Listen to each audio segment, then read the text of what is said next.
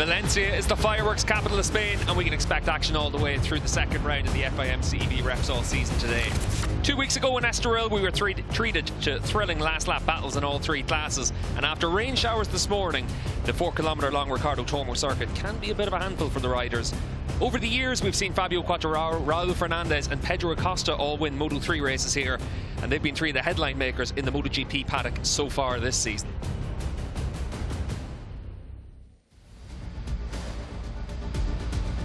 Welcome to Valencia for the opening race of the day, and we'll start with the main attraction, the FIM CEV Repsol Moto3 Junior World Championship. Last time out in Estoril, we saw Daniel Holgado finally become a race winner in the class, but throughout the year we can expect to see plenty of new stars emerge. Steve English and Kiko Giles here at the Ricardo Tormo circuit for the second round of the season. And Kiko, looking set for a really exciting day of action. If the first round, Steve, is anything to go by, we are going to be in for a treat here. 5 races to come, 2 Moto3 ones. We didn't get the 2 Moto3 ones, of course, last time out at Estoril.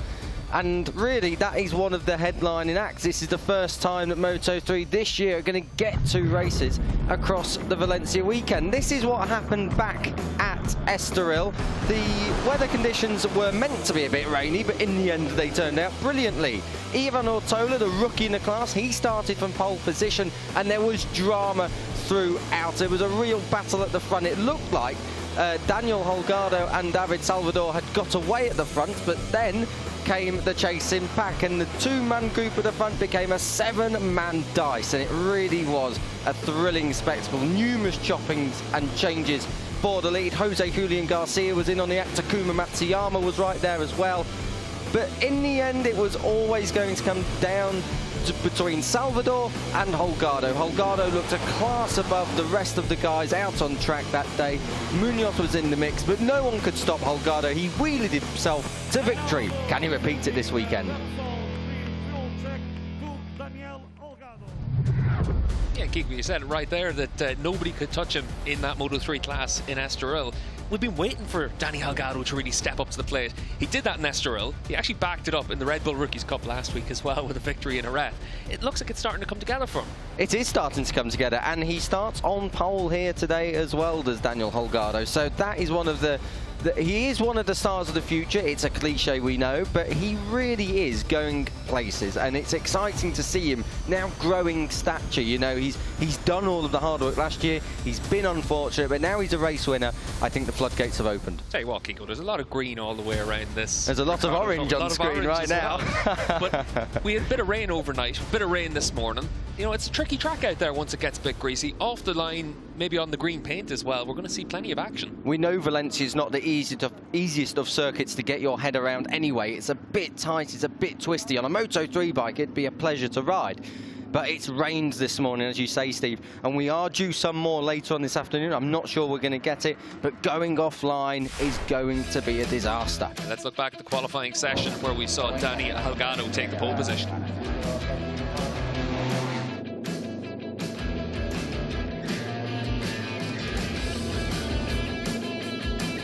I am very happy for my first pole position in the session. I did a good job this weekend. I'm glad for it. For tomorrow we have a good race lap by lap. I'm ready for tomorrow.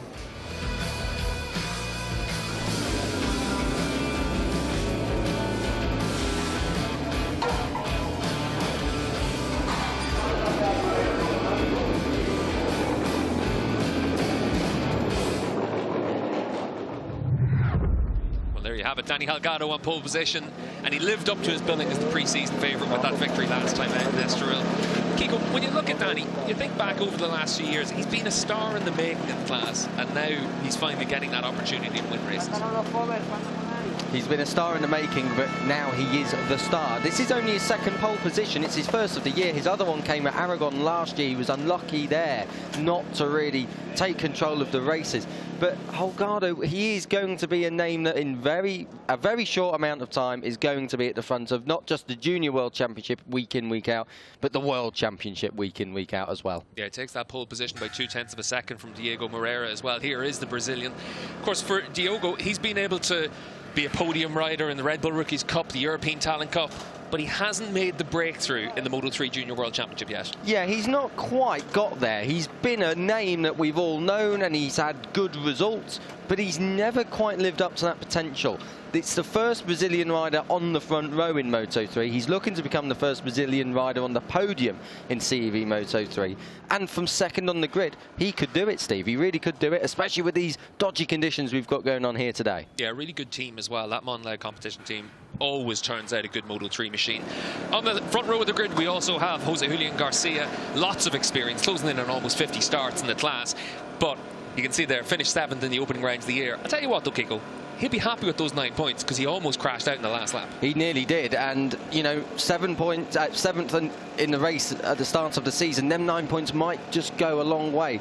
He is one of the veterans of the Class A's, a little bit like Holgardo. We expect him and Holgardo to be going at it this season. He was 4th on the grid last time, but he has got a front row start this time, and I just wonder if he can make that break at the start of the race, he might just get himself out of danger. Yeah, and you mentioned 4th on the grid. That's Joel Kelso today. Kelso's actually made a big step forward this season, qualified in the second row both times in Estoril and here in Valencia for these opening 2 rounds of the year. Looks like he has made that step forward. Now he needs to be able to bank points. Didn't get any last time out. Yeah, a little mistake in the race last time out for Kelso. It was his best qualifying last time as well, actually. 6th on the grid back at Estoril. 4th on the grid here today. The Australian is definitely looking like one of the riders who is now starting to find their feet. He's not one that we've spoke about a great deal, but every year one of the riders comes through and just finds their form and gets in a purple patch, and Joel's one of them. He really could be something special today, going for a first podium. Yeah, second season in the class, and he's already scored points on a World Championship level in the Supersport 300 class as well, so does have some experience. Let's see what he can do during the course of this race. It's always interesting whenever riders step up, like you said, Kiko, and make that bit of progress. This is one rider that stepped up this year, and coming from the European Talent Cup to the Moto3 Junior World Championship, Ivan Ortolo. He started the season with a pole position at the opening round of the year. He's a fast kid, Kiko. He's very fast. The pole position in his first race, Steve, at Estoril. He was only 8th in the end. But that with experience, that will come with experience. You know, this is a competitive class in Moto3. Not saying that ETC isn't, of course it very much is. But Ortola, starting from pole, his debut in the class, he doesn't know who he's really riding with. Only a couple of riders have come up with him. So, you know, it's going to be an experience. But 5th on the grid, it's a bit more immersive, a bit more solid, and a little less pressure. And I think he'll thrive. Does actually have a lot of experience as well. 11 podiums in the ETC and the Red Bull Rookies Cup last year.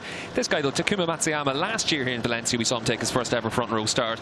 All the talk around the paddock is that he could well be wildcarding next week at Le Mans in the Moto3 World Championship. But Kiko, he looks like a good prospect. He looks like a very good prospect. This was his breakthrough round last year, Steve. If you remember the final round of the season, he was on the front row. He took a career best finish of 4th. He was in the podium places last time out at Estoril 2 weeks ago. Couldn't quite consolidate. He was pushed around a little bit in the closing stages. He is looking for the first Japanese podium since 2019. It was Ryushi Yamanaka back then in Jerez. Yeah, and Yamanaka, of course, racing on the world stage now. You can see our pole sitter there just trying to keep himself calm on the grid. Always a challenge for these riders. You're trying to keep your emotions in check. And a lot of these riders, 14, 15 years of age, and getting a lot of pressure on their shoulders to be able to perform. And I think it's fair to say, Kiko, one of the riders with a lot of pressure on their shoulders is actually David Munoz as well. We can see him here, 7th on the grid. Munoz took a win last week in the Jerez Red Bull Rookies Cup. That was a last corner dive. Takes the win.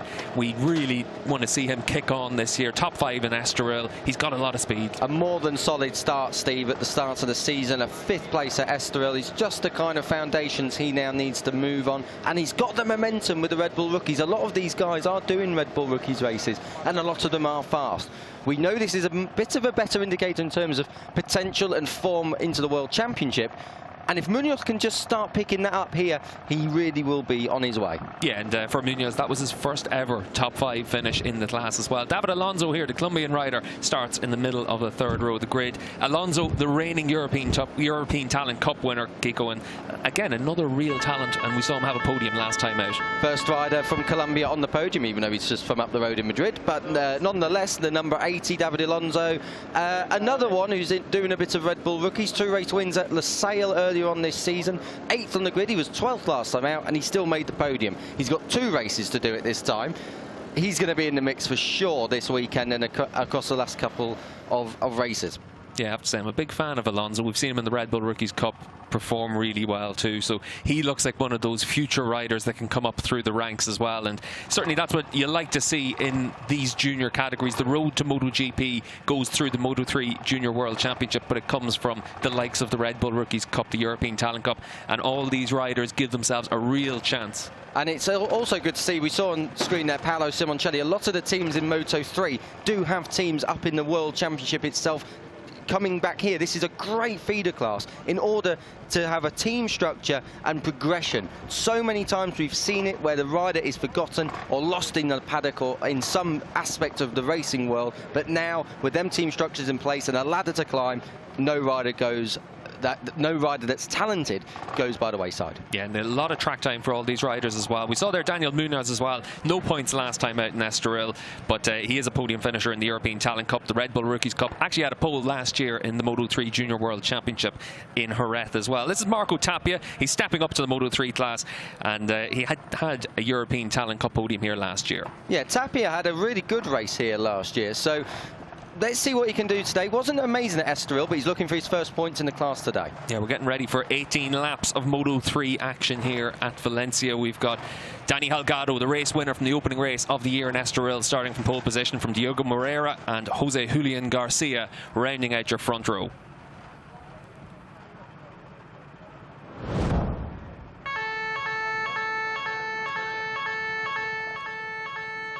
The Moto3 Junior World Championship season kicked off in Estoril 2 weeks ago with Dani Holgado taking his first career victory. The Aspar rider will start from pole position today, and after winning last weekend in the Red Bull Rookies Cup, his confidence is high ahead of this 18-lap race. Steve English and Kiko Giles here at the Ricardo Tormo circuit, and Kiko, awful lot to look forward to during the course of this race. This is going to be an absolute humdinger, Steve. I wouldn't want to be putting money on anything apart from the fact that Daniel Holgado is definitely going to be in the mix. Brit watch, by the way, Josh Watley, that's a career best 13th grid slot for him, and Watley, we know, always goes quicker in the race. So for all the British fans out there, the next star, Josh Watley, he might well be in contention, and being British, he will naturally be very, very accomplished in dodgy conditions.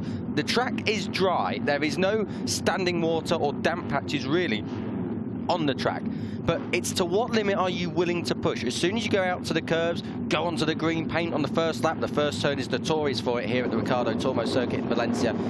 You've just got to be a bit cautious on them first couple of laps, and hopefully everyone's going to get through. And you can see our front row of the grid, Dani Holgado leading the way on this side of the lap. For these Moto3 riders, Kiko, in this morning's sessions, we actually had a shower of rain that came down as well. It's changed the track conditions an awful lot. And the Ricardo Tormo circuit is very tricky whenever there's that little bit of grease out there. Yeah, we've seen it so many times, Steve, in the top-level World Championships. How many times has it been raining for the last round? Look, someone else going off already, just seeing what it's like, probably putting a little bit of a feeler out, seeing what the grip levels are like, how much standing water is there. The wind, there is more or less no wind here today. In contrast to yesterday, it was quite breezy.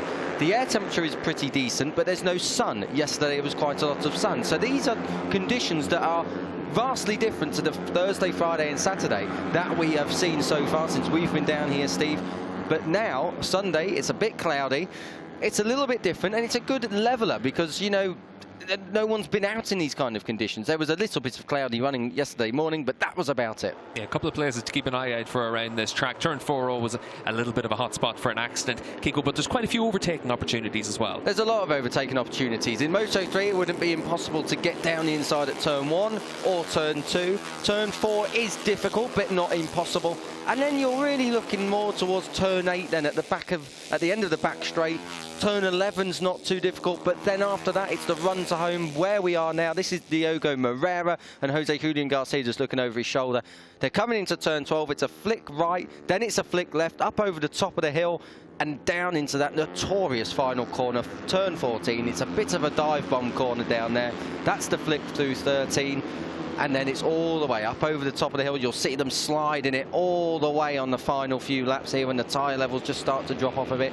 Down the hill, this is it, into that turn 14. It's a bit of a lunge, but it isn't impossible. How many times have we seen the CEV Moto3 lads end up in a load of carnage down here? Well, you only have to think back to last year. Pedro Acosta was able to pick up 2 race victories. Izan Guevara, of course, went on to win the Moto3 Junior World Championship. They were our 2 race winners last year, but Kiko, when you go back over the years, we've had Brad Binder win here, Fabio Quartararo has won here, Raul Fernandez, obviously Acosta last year as well. There's been so many great riders that have won races in the CEV Moto3 Junior World Championship here in Valencia, and now we're waiting to see who's going to be the next. We've got Daniel Holgado on pole position, Diego Moreira on the front row of the grid, and Jose Julian Garcia on the number 20 on the outside of the front row.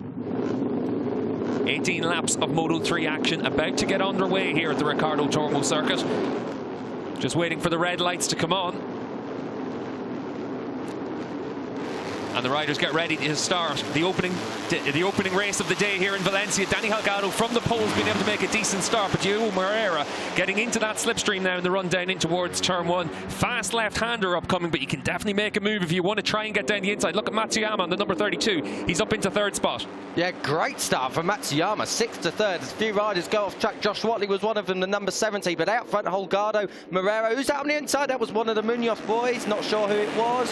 One of the purple bikes. Everyone looking like they're safety through. A load of riders running off track, but Ivan Ortola's come through as well, Steve. Look at that in 3rd place from 5th, and Joel Kelso then in the mix as well. He actually got a good start, did Kelso, but he's just dropped back in the first couple of corners to 5th. Oh, and down has gone Boazri.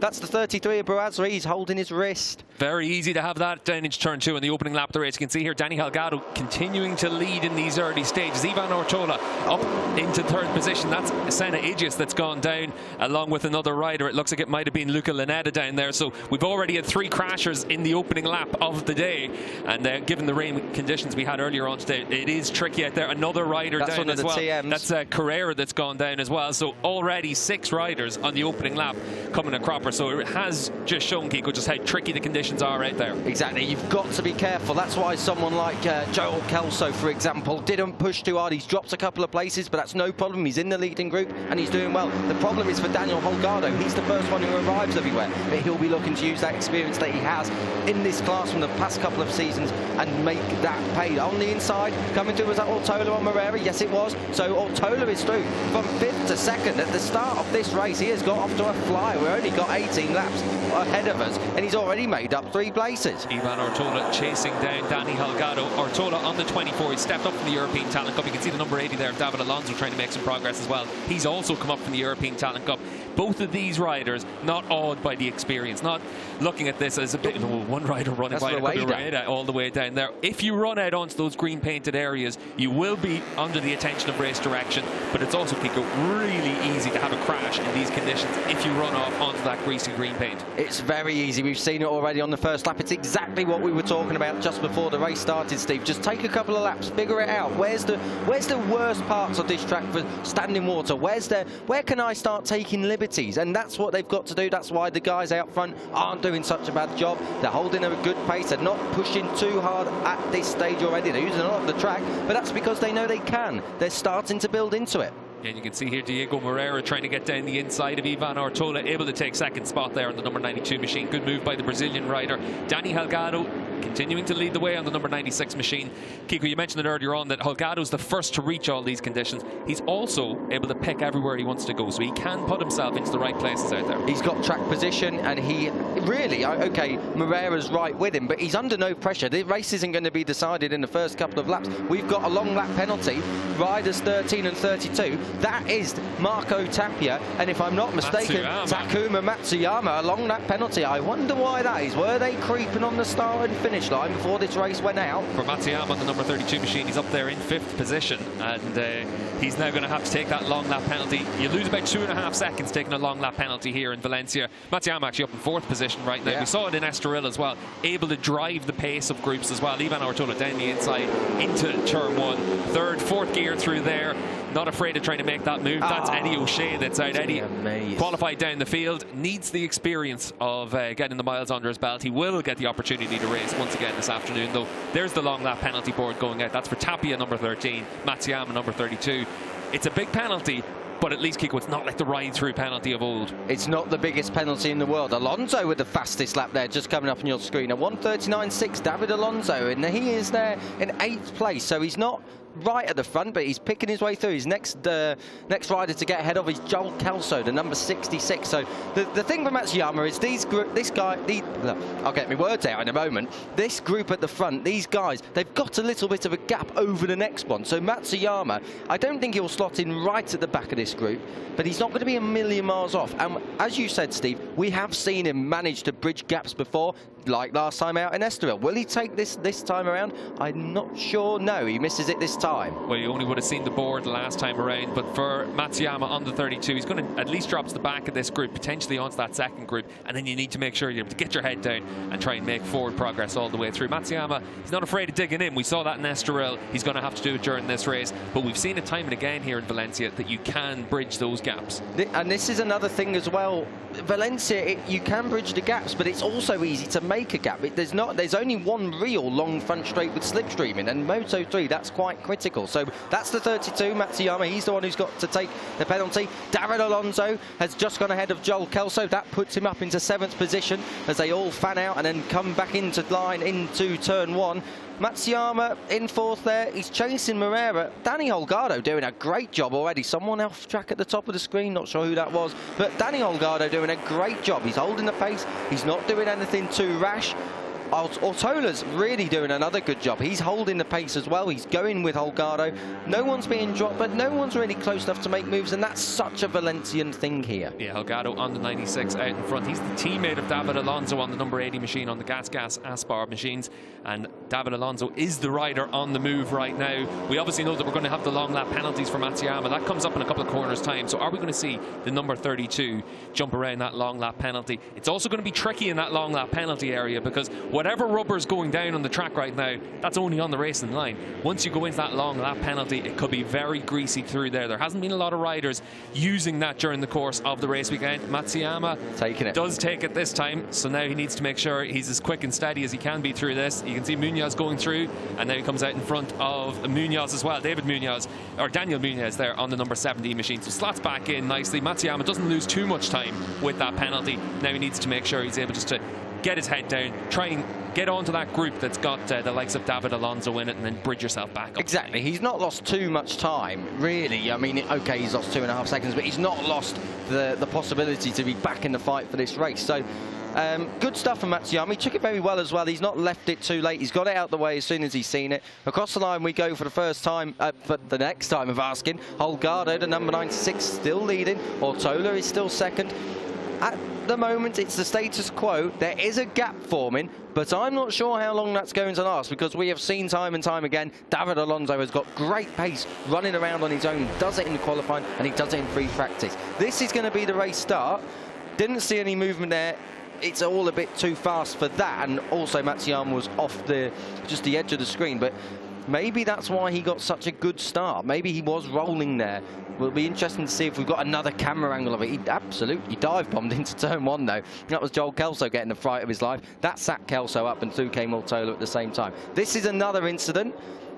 Can't quite say, oh dear, it all happened out screen. Yeah, Boazri just got taken out there. Tachikon Boazri, the Thai rider, by the number 10. I'm not sure if that was the same incident or if it was a separate incident. That is the number 10 of Nico Carrera there, but very easy down in towards turn 2 for that to happen. We've got 34 riders in the Moto3 class this weekend, and they all funnel into that one area.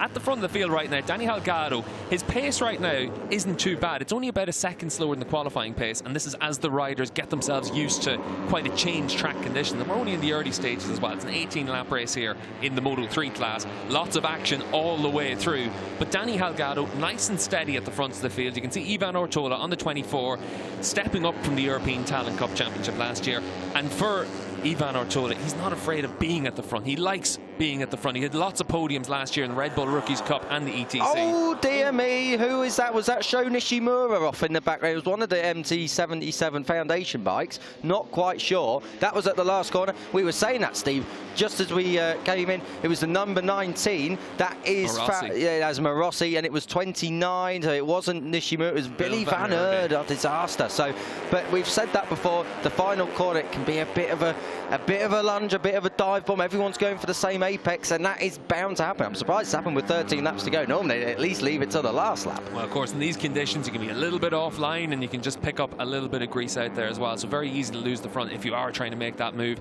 But you can see at the front, we are starting to splinter off right now as well. The gap between the 92 and number 80 is opening up to around about a second now. So David Alonso needs to get his head down on the number 80 machine, because Diogo Moreira has managed to open up that gap. And once the gap opens up to over a second, it suddenly becomes very difficult to close that gap down, Kiko. Especially here at Valencia, like we've said, there's only really one slipstreaming area. It's hard to make the time up in these corners. The lap, actually, the gap is exacerbated here quite a lot. You know, a second here, it's a lot of time to try and find. This is Alessandro Morossi, so he's back on track, the number 19. Maybe we'll get a replay of what actually happened. That probably might come up soon. Here we go. Let's have a look. So turn 14. Have they gone off in separate? Yeah, they've gone off in separate instances. What's happened there is Van Aert has lost the front, and I think Morossi has panicked, grabbed a little bit of front brake lever, and he's gone down as well. So we've got synchronised front end falls at turn 14. It might be an Olympic sport, Steve, if they carry on like that. Well, I'll tell you what, it's an expensive Olympic sport, and you can see why the team's a little bit concerned down there. But for all of these riders, very easy for that to happen. You can see Ivan Ortola right now, he's happy just to keep that watching brief. We're only a third of the way through the race. A lot of racing still to come. You can see all the riders now starting to push a little bit harder, edge themselves closer to that green runoff as well. Once you touch that green runoff, race direction will take note of it, and if you do it often enough through the course of the race, that's when you get a long lap penalty. They're not afraid of giving the long lap penalties for exceeding track limits. David Alonso is starting to break the group behind him. Joel Kelso, I think, just hasn't got that pace to run with Alonso, and I think Garcia's gone through as well. He has. So Jose Julian Garcia is now up into 5th place. Kelso back to 6th. Great ride from Kelso, though, nonetheless, with 12 laps to go still. Oh, Zonta van der Gorberg, the ETC runner-up from 2020, has gone down. That's the number 84. Not sure where that is. Looks like, is that the exit of turn 4, maybe? I can't work out where that is. Anyway, he's down and out. We'll pick that up later. But another note, whilst we're saying about Alonso starting to bridge the gap, great ride from Diogo Moreira. We've seen this from him so many times. We know he's got the talent, he's got the pace. It's just about putting all the pieces of that jigsaw together. And he is doing it now. Alonso's coming. Yeah, for Moreira on the we've got a crash up there as well. And it's going to be very easy for a rider to one right onto that as well. It looks like it's Jared Rio. Everyone able to get their way through there, and we'll wait for Jared to get up front onto his feet as well. But that could have been a very scary incident for a lot of riders there. Lucky that we've been able to get through that. But certainly at the front of the field now, Kiko, when you look at Diogo Moreira on the 92, he's had 3 podiums in the Red Bull Rookies Cup so far this season. Now he's trying to get that first CEV Moto3 podium. Looks like he's made that step forward. We know he's got speed. Yeah, and it's just, you know, sometimes it's all about that inner belief and confidence. It was Gerard Rieu who went off the number 67. It's all about that confidence, Steve. And when you have a good qualifying session, you carry that momentum forward. Then it turns into a good race result. Then you go away thinking, oh, I can actually do this now. And then you build into the next round. And suddenly a bit of consistency and a good run of form can transfix how you approach a weekend, and that's brilliant for Moreira. And it's also good for the championship. He's Brazilian, you know, it's another nationality, it's another continent right at the front, and that's going to be good going forward when he gets to the Moto3 World Championship. Yeah, not bad to see 2 South Americans up there inside the top 5 as well. David Alonso, of course, the Colombian rider, lots of experience in the ETC, and that's another rider that's gone down. That looks like it's Jose Julian Garcia that's gone down. It is with Alonso. I was just wondering. 5th position as well. Alonso down too. So it is starting where they're starting to push on now, Kiko, and this is when mistakes can happen. You can see Alonso there. He had been in 4th place. He had been trying to bridge the gap to the riders in front, but hadn't been making progress. Maybe just a Where's Joel Kelso? It looks like another rider's down in the double right-hander there. So for all these riders, Kiko, they're just seeing just how difficult the conditions are right now. We have just lost 4th, 5th and 6th from this race. Incredible turn of events here with 11 laps to go. I was just wondering where Alonso had gone. Then I realised Garcia wasn't there, so I want to see a replay of that if we can. And let's find out what happened.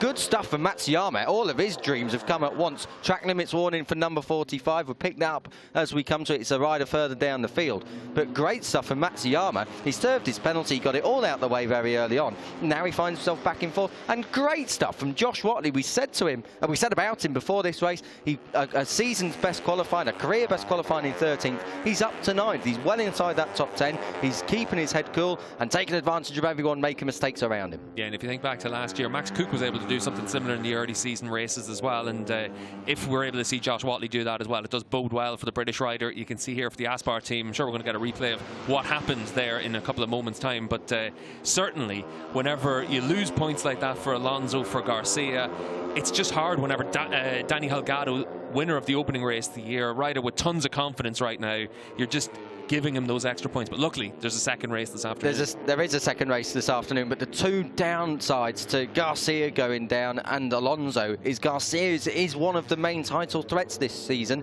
to Holgardo. The downside for Alonso is it's valuable track time. He's losing out on lap time and combative skills in this class. You know, it's not something he's going to be it's not a disaster for him. He's got the rest of the season, but it's experience nonetheless, and sometimes that experience can just give you the edge over the opposition. These guys now, for example, will know how the bike feels over a full race distance. The other guys will not. Yeah, and certainly as the conditions continue to improve all the way through the weekend, at least that's where what you've done during the course of testing on Thursday, Friday, practice yesterday, you're able to take the knowledge of what to expect all the way through it. This race, a little bit more of a lottery given the rain conditions this morning, but Danny Holgado at the halfway stage, he's led every lap. He hasn't been under too much pressure at this point. We haven't seen the 24 of Ortola try and make a move yet. We haven't really seen Diogo Moreira try and make a move as well. These three riders, I think they're very happy to have a 2.5 second gap behind them to Matsuyama, and they're able just to make sure that they're able to keep that progress all the way. But last time around, they were still able to stretch another couple of tenths of a second off Matsuyama, so this does look like three-way fight at the front. It's great racecraft, not just from Holgardo, but from the two behind him, Ortola and Moreira. You know, they're sitting behind him. They're not being rash. They're not throwing it up the inside. They're not costing each other time. They're running away at the front, a group of three, using the slipstream down the straight to good effect. They've not got any pressure. They don't need to worry about what's going on behind them. They're working together. We'll see how that goes with 3 laps to go. I think the gloves will come off then. But it's a very, very good example of the stars of the future, and they really do cut their teeth, not just in combat, but in racecraft as well. It's top stuff from a lot of them. Especially, to be fair, from Moreira. We've not seen him put it together like this, as we're at half race distance and he's still in the mix. Yeah, for Diogo, he's been able to have one top 5 finish in the CEV Moto3 classes, and at least he does have plenty of experience as a front runner in the Red Bull Rookies Cup. But it's a different class, it's a different style of racing in the Moto3 Junior World Championship, and he's really having to just take it to these riders in front of him. He's the lone Honda in this group as well. We've got a gas at the front, we've got a KTM in second, and then we've got the Honda in third, and very different styles needed on those bikes as well, Kiko. With the Honda, you try and carry that corner speed a lot more than the KTMs. And that won't be so much of a challenge at Valencia, because there's a lot of corners that link in together, so the Honda should be strong. But at the same time, you're going up against Holgardo, who's got vast experience, and Ortola, who in general is one of the fastest rookies this season. He's already had the pole position, don't forget, at Estoril. But at the moment, great from all three of them. They're not trying to put too many passes on, but they're just following each other. And in a way, it's good. They're just letting the race come to them. You know, we've seen it already. 4th, 5th and 6th from a few laps ago have all crashed out. And you know, that's what's going to cost you a good result, you know, for the likes of those riders like David Alonso, who crashed out. You can't afford to do that in this class. It's too competitive. Yeah, and patience is a virtue, especially in the Moto3 classes in the early stages of racing. And see Diogo Moreira there, he half-wheeled down the inside. You see that's a lot in Moto3 racing. You want to make sure that the other guy is aware that you're there, but he doesn't want to push the issue at this stage. Still plenty of time left. Big gap behind them, 2.5 seconds back to Matsuyama still. Matsuyama's done well to recover from his long lap penalty. Running inside the top 5, not a bad performance, not a bad weekend so far for Matsuyama. This will give him a lot of confidence going into race 2 as well this afternoon. As long as he's able to avoid trouble, he's going to feel that he's got a real chance of that first career podium today. Exactly, it's a constant pace from Matsuyama. Unlucky for him with the long lap, but it was his own mistake. I presume it was a jump start. There has been no confirmation of exactly what it was. And it's nice actually to have a Moto3 race where there is a group of 3 at the front and there's a group of 3 for the battle for 4th place. Matsuyama obviously doing a great job at the moment, holding off both of the Munoz. And then as usual at the top of the screen there is that absolute train of Moto3 riders with a long lap penalty for rider number 45. That is Clement Rouge, the ex-French Moto3 champion from 2016. There's Jose Julian Garcia. Don't go near him. Don't ask for an autograph now. I'll tell you what. Jose Julian Garcia, he's going to be disappointed after that. He's one of the riders with the most experience in the class. I said on the grid, he's closing in on 50 starts in the class. Be interesting to see what happened, but certainly for Garcia, we saw this at times in the past. Inconsistency rather than a lack of speed was sometimes the issue for him. He does have World Championship experience though, Kiko, shown himself in this class as being one of those front runners over the last few years. He's going to bounce back from that. He's going to get the opportunity this afternoon to do that. But at the front of the field, you can still see here as we move into the final third of this race, Danny Holgado, he's led every corner all the way through this race so far. We haven't really seen Ivan Ortola try and make a move. We haven't seen Ortola try and change the pace. That's going to change in a few laps' time, though. He's going to have to try something. The interesting dynamic here is, Steve, Ortola and Moreira will know roughly where Holgardo is good. Holgardo will not know where Ortola and Moreira have their strong points around this Valencia circuit. So when they pass him, I presume it will happen in the closing stages. It might not be long enough for Holgardo to study where they're quick, and it might just be about where do I feel the best myself and then getting on with it. I love the way you think there's going to be studying involved in the final. Yeah, I like the way I'm thinking tactically, and these guys are just like, yeah, it's a corner, we'll go up here. I think it's quite good that they're just able to sit in this group right now. Like you said, Kiko, we got 3 and 3. The Munoz is at the back of the second group, and certainly right now Matsuyama doing a good job to be able to hold his position, but now you're starting to see Holgado push on a little bit now as we move into the final third of the race. A little bit different into turn 1 there, Kiko. Yeah, a little bit different into turn 1. This is the big group. This is the big battle on track. Adji's at the front of this, number 26 there as well. That's Scott Ogden, Britain Scott Ogden. This is the 23 and 45. That's Clement Rouge. He's got to do the long lap for exceeding track limits. What's interesting here is David Salvador from 16th on the grid. He was a podium man last time around in Estoril. He started on the front row in Estoril. He's had a really torrid weekend so far, but at least now he's got himself up into 7th, 8th position. If he's able to come away with decent points, that's what he has to do on the TM racing bike. Salvage job and damage limitation is what Salvador needs, and that's not a bad approach to it at a round that he's struggling. I was just looking at the gap there, Steve. We've got a third of this race left to go. Matsuyama is 2 seconds off the back of Moreira. I don't think he's going to get there unless these guys really start battling hard. But he has taken about half a second out of them in the last 2 laps. Yeah, around Valencia, it's very difficult to make up more than a few tenths of a second, but we have seen the pace of the front drop off quite a bit over the course of the last few laps. They've dropped off from the 39s down into the mid-40s. This is really when you start to just wind it back and then see where everyone is. And then in the final few laps, that's whenever you pull the pin, try and make your break. Danny Holgado, he's led all the way through this race, Kiko. You mentioned earlier on just about how the other guys were able to study him. They're able to look at what he's able to do.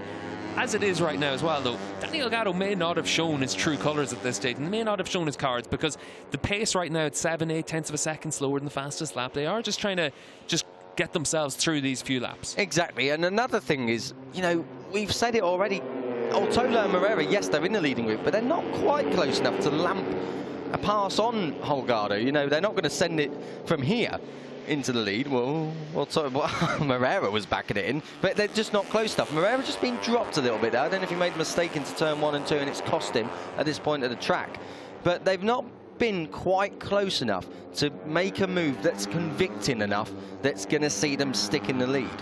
You can see here in the second group, Matsuyama is trying to stretch this group out. David Munoz is going with him, but Daniel Munoz is just trying to make sure he's able to stick with them, pick up his first points of the season. For David Munoz on the 64, he was able to finish inside the top 5 last time out in Estoril. He's running inside the top 5 again. That was his first career top 5 finish. So a good consistent start to the season for Munoz. But this, Kiko, is really whenever we start to shift the focus onto the race leaders. This is where you can see for Daniel Holgado on the 96, he is starting to push the pace now. That's why Diogo Moreira is dropping off a little bit at the back of this group. Obviously for Moreira, though, he'll be able to use the slipstream down the start-finish line and hopefully close that gap up again.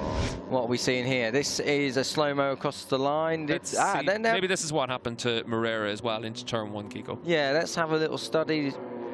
Nothing too untoward yet. Does he miss the apex, lose the front? Let's have a look. No, nothing too dramatic happening there. This is Holgardo. I mean, we're just seeing some beauties. And they are nice shots as well here, I must admit. Very, very nice. It is very easy to lose a little bit of time into turn 1. Yeah. It's 4th gear for these Moto3 bikes, full commitment, and you can lose just a 1/10 of a second quite easily through that section. Last time around, though, Diogo Moreira lost a couple of 1/10 of a second. He's now 6/10 of a second off the race leader, 4/10 of a second off Ortola. It is starting to stretch out now. We've got 4 laps to go. We've got Danny Holgado on the 96 leading the way, Ivan Ortola on the 24 up there in 2nd spot, and then Diogo Moreira on the 92. That's Gerard Riou. We saw Gerard have what could have been a pretty nasty crash, Kiko, up at turn 11. Oh, Danny no! Holgado What with a massive moment and able to save that. Holgado's going to have to try and latch onto the back of this group. He actually hasn't lost too much time, Kiko. He's still in this one. But for Danny Holgado, a massive save through turn 4. Very easy to lose it through that corner. You haven't been on the right side of the tyre in a long time. Can be a little bit greasy if you're off the line. Holgado, I'll tell you, that is one of the saves of the season. We were out to see here, dear me, new leathers and new coconuts, I think, for Holgardo. This is what's happened. So what's happened here is everyone is on the left-hand side of the tyre. They flick it right, asking for the bow. Normally you see the front go. He's absolutely riding it. Rodeo. Randy Momola would be so impressed with that. Holgardo, well, you know, that has really thrown a different dynamic now onto this race, because Ivan Ortola, for the first time, is leading, and Diogo Moreira is now a believer. He's back in contention with 3 laps and a corner to go. Yeah, for Diogo Moreira on the 92, he's suddenly got a chance now. He's never had a podium in CEV Moto3 Junior World Championship action. Now he's got a chance of a race win. You can see Danny Holgado on the 96. He's now suddenly under pressure from Matsuyama on the number 32 machine as well. And it's going to be interesting to see just how much time Matsuyama can take out of Danny Holgado now. A real scare for Holgado. Look at this. Now we've just got a 2-rider battle for the race lead with 3 laps to go. 1.3 seconds is covering the top 4. It's about 1.3 covering the top 5. This is not over, Steve, with 3 laps to go. I can't believe that moment from Holgardo has actually brought everyone into play. We've kind of got a battle for the lead and then a battle for third. Matsuyama going for his first rostrum. Let's see what Holgado does through turn 4 this time, if he's got any scars from that moment last time around. You can see there a little bit wide on the entry. That's opening the door a little bit for Matsuyama. Matsuyama's going to feel it. He's got a real chance now. He's looking for his first podium in Moto3 action. He's got a real chance of that now. Ivan Ortola, second race in the Moto3 Junior World Championship, out in front for Diogo Moreira, a Red Bull Rookies rider, lots of experience in that class, still trying to get his first podium. He's trying to get his first win in the Moto3 Junior World Championship. Got 2.5 laps to go. Look at Matsuyama, Kiko, on the 32. He is hunting. He's coming. Look at that. Moon eyes are absolutely climbing all over the 96. He's not going to try anything just yet, but he is going to size him up. It's all going to be about dress rehearsals here. Where is Holgardo at his weakest? That's when Matsuyama will probably pounce, because Matsuyama, of course, he's had good pace. It's just that long lap penalty that has cost him any realistic chance at this victory. I say that now.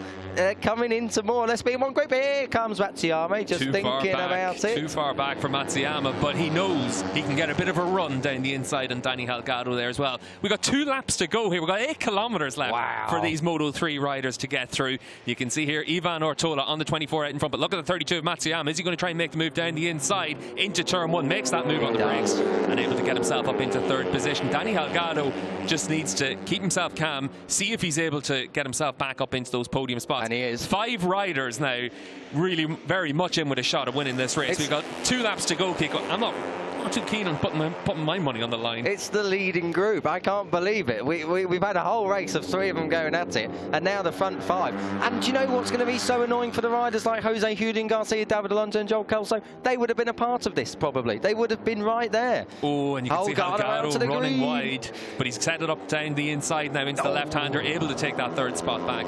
And for Danny Holgado, he's now settled himself down. He's now given himself a chance of still being able to win this race. He led pretty much all of this race, but now he needs to really dig in, get himself into a fighting spirit for these final lap and a half. You can see all these riders, Kiko, they all think the same. I've got a chance. You look at Munoz at the back of this group. Estoril was his first ever top 5 finish. He thinks now he's got a real chance of being able to put Moreira down the inside into the double right-hander, able to take the lead. Holgardo once again attacking. So Danny Holgado's now got no ill effects of that near crash at turn 4. He's really regrouped, giving himself a chance. All about who's able to pick up that slipstream into turn 1 now, Kiko. And that is going to be so annoying for Ortola, you know. He's running his own pace at the front with a lap and a half to go, and he's just been pushed back not 1 but 2 places. He's got to do double the work. Holgardo down the inside to retake this race lead. We've got 5 riders in the lead group. We've got 6 riders in the lead group as Munoz has managed to latch onto the back of it. Look at Diogo Moreira. A lot of almost contact across the line there. You can see Holgardo looking across. Moreira's going to try and make the move into the lead, but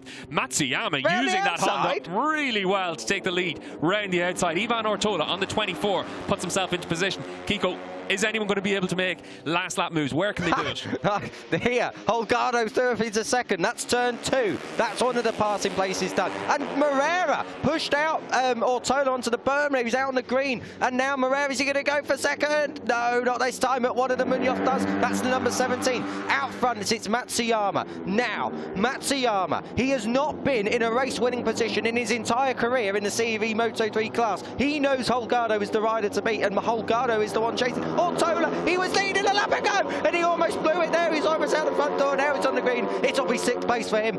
Barinax have got at the front. Matsuyama is leading this from Moreira. This could be a dream for Matsuyama. Is this going to be enough, Steve? We are just about halfway from home. Matsuyama on the 32. He's opened a little bit of a gap. Holgardo's going to need to attack back on Moreira. Not able to make it into the double right eye. He sends it down the inside. Comes from a mile back to make that move. He's now got a chance to get a run on the 32 of Matsuyama. He is close enough to try and make a move down the inside into the last corner, but he needs to really commit through these next 2 corners. Let's see if the 96 of Danny Holgado, he's led pretty much all this race. He's going to have to try and take that tight line down the inside into the last corner. Matsuyama tries to be defensive, but you can see Holgado's going to try and get down the inside. Now he needs to just run it a little bit wide. Forces Matsuyama off the track. Holgado's going to be able to lead into the final straight, but look at Diogo Moreira. We've got 3 riders trying to take this. It is Danny Holgado on the 96 that recovers from that massive moment a few laps ago to take his 2nd victory of the season. Matsuyama's recovered from a long lap penalty to take 20 points in 2nd spot. Diogo Moreira finally able to take his first CEV Moto3 Junior World Championship podium. What a race, What Kiko. a race. 800ths of a second covering the top 3. That could have gone any which way. Matsuyama 2nd, first podium for him, first Japanese podium in about 2 years, and the first Brazilian podium there for Moreira in 3rd. Just looking down the order, Munoz, Daniel and David 4th and 5th. Ivan Ortola stayed on for 6th. Colin Viger there in 7th. Mario Aggi 8th. Salvador and Rueda completing the top 10 from an absolute corker. What a way to get our CEV day underway. Yeah, it was a slow burner in the early stages of this race. The riders just trying to keep their powder dry as they learned the track conditions after morning rain.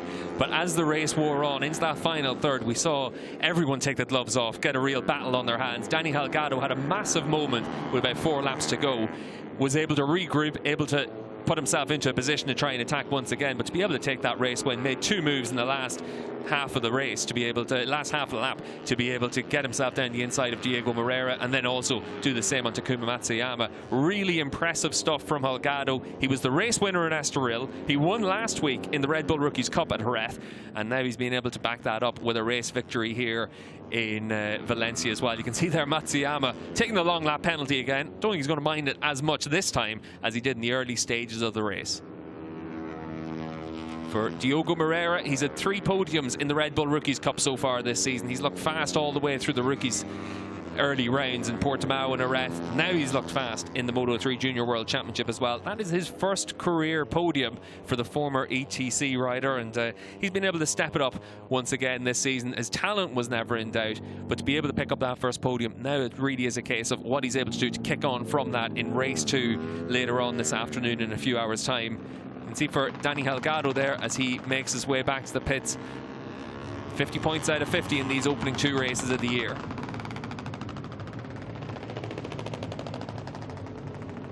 I don't know what he's doing there to try and make some sort of a note to someone from his team down there as well, potentially. But for Danny Holgado, really impressive performance. He kept a cool head all the way through. A few years ago, he came here as an absolute rookie in the Moto3 Junior World Championship and put it on the podium on his debut weekend.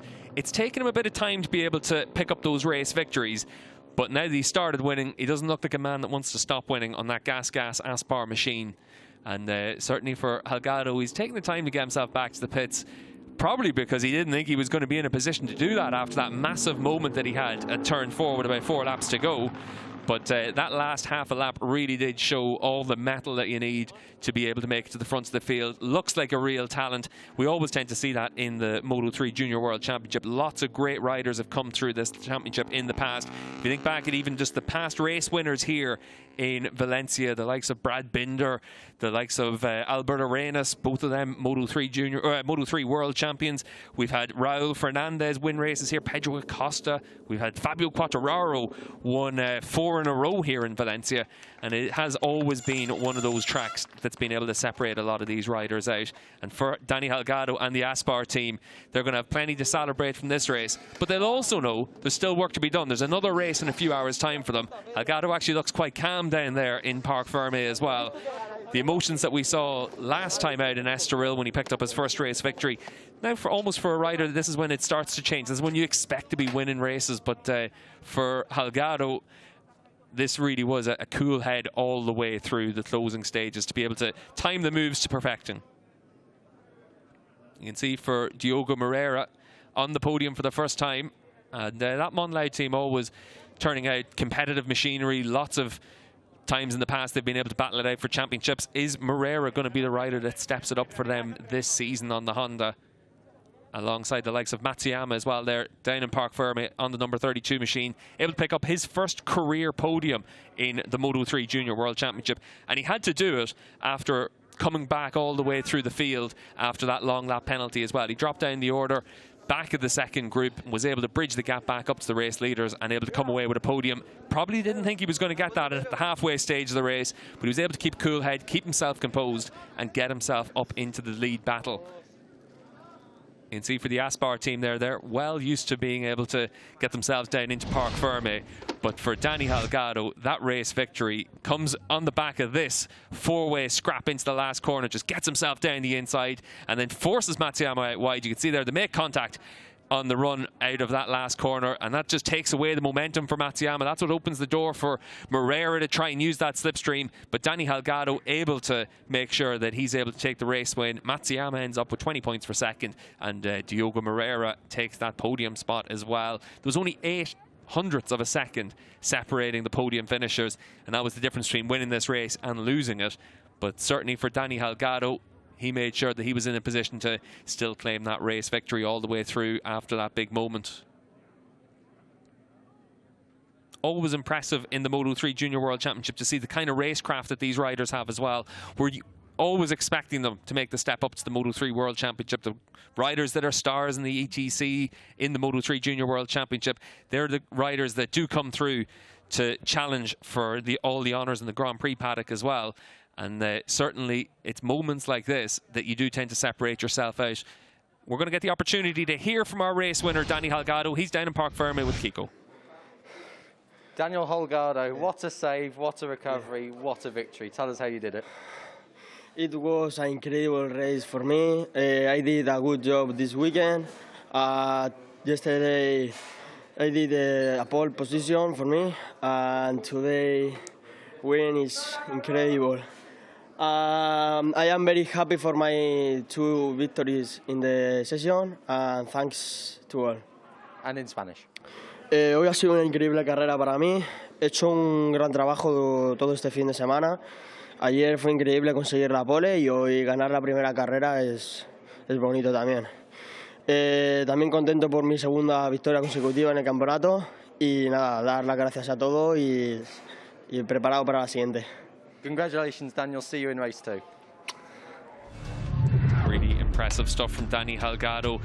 From the pole position, Dani Holgado was able to convert that into an early race lead. From the second row of the grid, Takuma Matsuyama was able to move himself up into third position, but he would get a long lap penalty. That was as a result of riding slowly during the qualifying session yesterday. We had lots of crashes in the early stages of the race, including this trio of riders down at turn 2. Holgado led those early stages from Diogo Moreira and Ivan Ortola, a fast start from the second row of the grid. But for the likes of Matsuyama, that long lap penalty did drop him down the order, and he'd have to recover all the way through this race. There was a crash for Eddie O'Shea in the early stages of the race. Tricky conditions for the Moto3 riders, and tricky also for Matsuyama to take that long lap penalty. He rejoined at the back of the group, kept his head down, tried to make progress in the second half of the race to move himself back up to the race leaders. But as you can see, it was difficult for lots of riders all the way through. That was Bill Van Erde crashing. That's Gerard Rieu crashing as well in the early stages.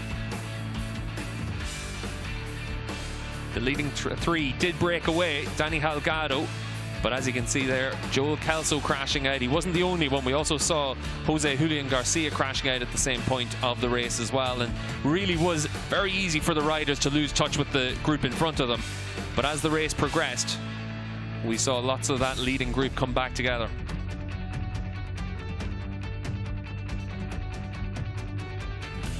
This is Holgado leading the way from Ortola before this massive moment. He was able to recover from that, but he lost 2 spots. Tried to make them up in those closing laps. This is a move on Matsuyama, who's also recovered from that long lap penalty. It's a leading group of 5 in the closing stage of the race. Diogo Moreira spotted an opportunity, took the race lead. Dani Holgado followed him through. But as you can see, with 6 riders battling it out at the front, it really was a case of chopping and changing all the way through. This is Ivan Ortola's moment on the last lap. Dani Holgado came from 3rd to 2nd on that final lap, and then into first, barges down the inside of Matsuyama. They make contact on the exit, and it was Dani Holgado that makes it 2 from 2 in the Moto3 Junior World Championship.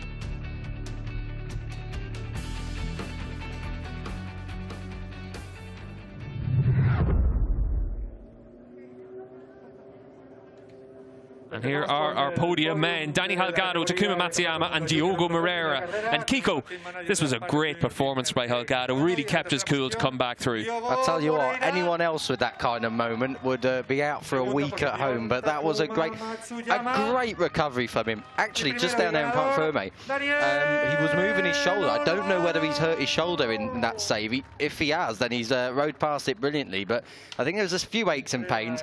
But nonetheless, that's the kind of sacrifice you have to make to get on that top step. Again, that's 2 wins from 2 races. Stunning stuff from Holgardo. And 2 very different styles of races as well. We saw a big group in the final laps in this, but he kept a cool head to make those 2 clean moves. The move that he made on Moreira comes from a long way back to make that move.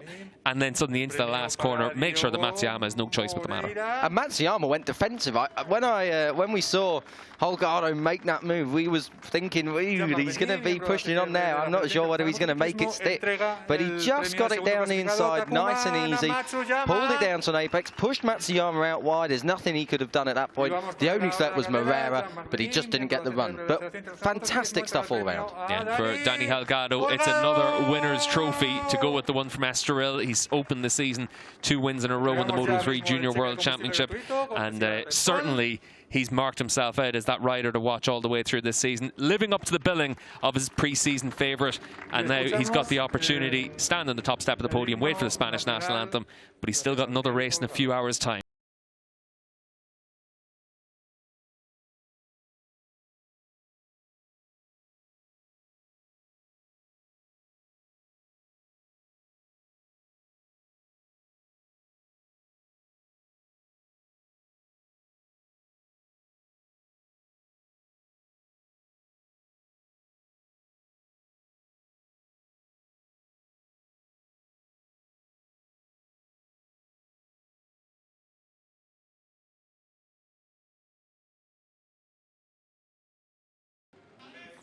The opening race of the day was the Moto3 Junior World Championship. Danny Holgado able to take that race victory. Kiko, we've still got 4 more races today. These guys have another race as well. Looking forward to the second Moto3 race. I can't wait. Can't they do it now? While they're all in the levers. So we'll just put them out there now. What a race. And what a lovely set of nationalities on the podium. Spain, Japan and Brazil. I haven't seen that combination for a little while. It is great, though, with the way the talent cups do operate now. You're able to see lots of riders come from lots of different countries to get an opportunity. We also mentioned it earlier on. Josh Watley able to come away with points-paying positions. Impressive performance from him. Career best qualifying effort. Comes away with 11th at the flag. And another opportunity for him to go out there and try and improve on that this afternoon. Yeah, and I think he will, you know. He's done race distance now. He's had a good first outing. He will have that confidence that we spoke about during that race, that he can do it. And that's the most important thing for a lot of these riders. It's that one breakthrough ride that's required. So in the opening race of the day here in Valencia, Danny Holgado able to claim the race victory from Takuma Matsuyama and Diogo Moreira.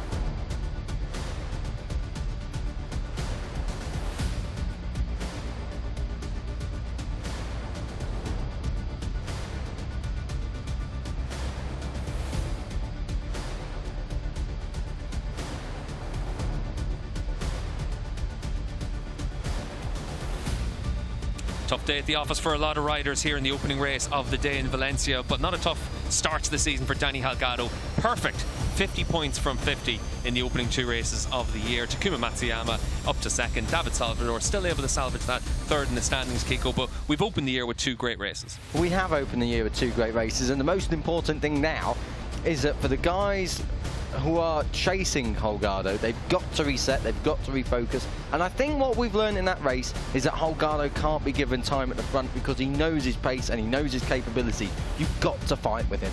Yeah, and certainly with Holgardo, you've got to make sure you're able to apply that pressure all the way through. Easier said than done, but for these Moto3 riders, they've got a few hours to try and find something to be able to take that fight to Danny Holgado. He's been able to win 2 very different races in Estoril and Valencia. But the second race of the day for these Moto3 Junior World Championship riders could well be very different. Danny Holgado, though, able to start the year with 2 wins from 2.